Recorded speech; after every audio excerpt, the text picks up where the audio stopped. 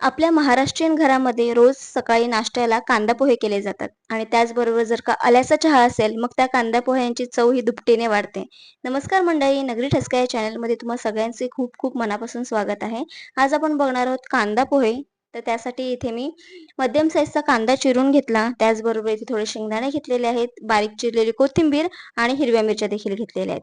आता इथे साधारण एक 3 माणसांसाठी मी हे कांदा पोहे करणार आहे. तर त्यासाठी इथे पोहे घेतलेत.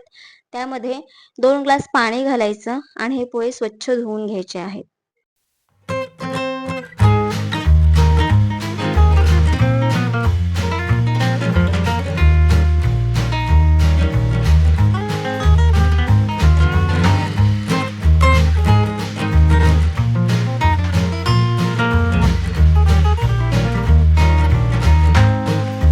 दोन वेळा हे पोहे स्वच्छ धुवून घेतलेले आहेत. आता एक साधारण 5 ते 10 मिनिटांसाठी हे पोहे तसेच ठेवायचे, जेणेकरून त्याच्यातलं सगळं पाणी शोषून घेतील पोहे. आता इथे कढईमध्ये तेल गरम करून घ्यायचंय. साधारण 2 चमचे तेल गरम करून घेतलेले आहे. तेल चांगलं गरम झालं की मग याच्यामध्ये घालायचे आहेत शेंगदाणे. शेंगदाणे सुद्धा चांगले लाल होईपर्यंत परतवून घ्यायचे आहेत. शेंगदाणे फुटले पाहिजेत. ते खाताना छान असे कुरकुरीत लागतात पोह्यांमध्ये. त्याच्यामुळे छान असं लालसर होईपर्यंत हे शेंगदाणे भाजून घ्यायचे.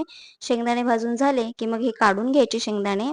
आता काय करायचं आहे, याच तेलामध्ये आपल्याला घालायची आहे फोडणी. तर फोडणीसाठी काय करणार आहोत, याच्यामध्ये मी थोडीशी मोहरी घातलेली आहे, थोडंसं जिरं घातलेलं आहे.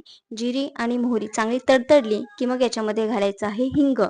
हिंग घालून झालं की मग याच्यामध्ये घालायची आहे हिरवी मिरची. आता हिरवी मिरची ही तुम्ही तुमच्या आवडीनुसार कमी जास्त करू शकता. मला थोडं झणझणीत हवं होतं, त्यामुळे मी इथे साधारण 4 हिरव्या मिरच्या घेतल्या, त्यामधून कट करून घेतल्या.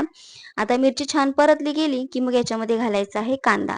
कांदा सुद्धा चांगला सोनेरी रंगाचा होईपर्यंत एक 5 ते 7 मिनिटांसाठी परतवून घ्यायचा. आता यामध्ये घालायची आहे हळद आणि त्याचबरोबर मी यामध्ये घालणार आहे 1 चमचा साखर. साखर ऑप्शनल आहे, तुम्हाला जर का आवडत असेल तर घाला, नसेल आवडत तर स्किप देखील करू शकता. आता व्यवस्थित हे सगळं मिश्रण एकजीव करून घ्यायचं. 1-2 मिनिटांसाठी हे मिश्रण परतवून घ्यायचं. मिश्रण परतवून झालेलं आहे. आता आपण पोहे बघूया. पोहे सुद्धा छान असे भिजले गेलेले आहेत, कोरडे झालेले आहेत पोहे. आता हे सगळे पोहे मोकळे करून घ्यायचे. आता या फोडणीमध्ये हे पोहे घालून घ्यायचे आहेत. आता यामध्ये घालायचं आहे चवीनुसार मीठ. त्याचबरोबर इथे जे आपण शेंगदाणे भाजून घेतले होते ते शेंगदाणे घालून घ्यायचे आणि हे सगळं एकजीव करून घ्यायचं. व्यवस्थित मिक्स करून घ्यायचं. छान असं मिक्स करून झालं की मग याच्यावरती घालायची आहे मस्त अशी बारीक चिरलेली कोथिंबीर. एकदम झटपट असे पोहे होतात. सकाळच्या नाश्त्याला पोहे असले की मग बाकी काहीच लागत नाही. पटकन होतात. महाराष्ट्रीयन घरामध्ये हमखास पोहे हे रोज केलेच जातात. आता व्यवस्थित हे सगळं मिश्रण एकजीव करून घ्यायचं. मस्त असे झणझणीत कांदा पोहे रेडी आहे. आता इकडे आल्याचा चहा सुद्धा रेडी झालेला आहे.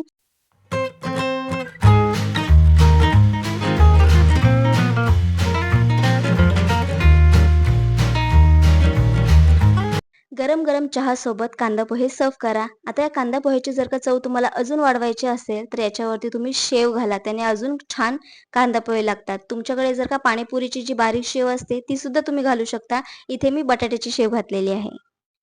व्हिडिओ शेवटपर्यंत पाहिलात त्यासाठी खूप खूप धन्यवाद. अशाच नवनवीन रेसिपीजसाठी आपल्या चॅनलला फॉलो करायला मात्र विसरू नका.